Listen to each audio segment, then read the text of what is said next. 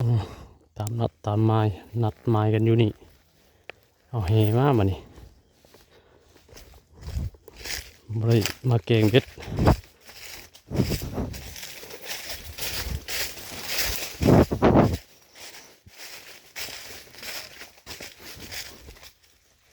ใช่ได้หรือบ่ไผได้นะให้เราได้เนี่ยติดมองบ่โอ้มองบ่ได้มาครับบ่ได้มาครับพ่อยมองนะมองเก่าบ่ลงมาเออเข้ามาจังจากทางใส่น้ำมันกับโยเสียงเลยยันว่าหมู่บ่มาได้มื้อนี้น่ะแม่นบ่เนาะวะโทรอยู่หากยันว่าเพิ่นเปลี่ยนใจ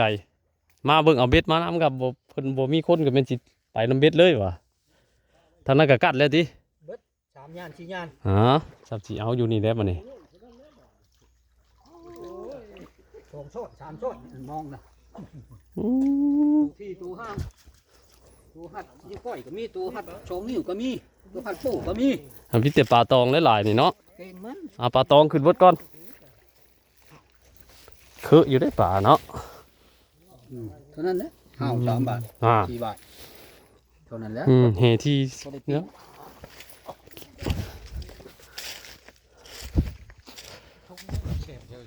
โอ้มั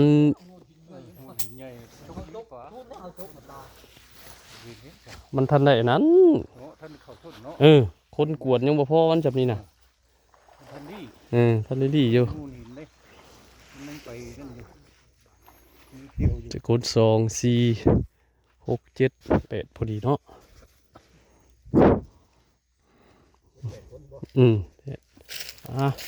มันห่อนอยู่วันนี้ครับอยู่ดอกมันห่อนอยู่เครื่องเมียนก่อน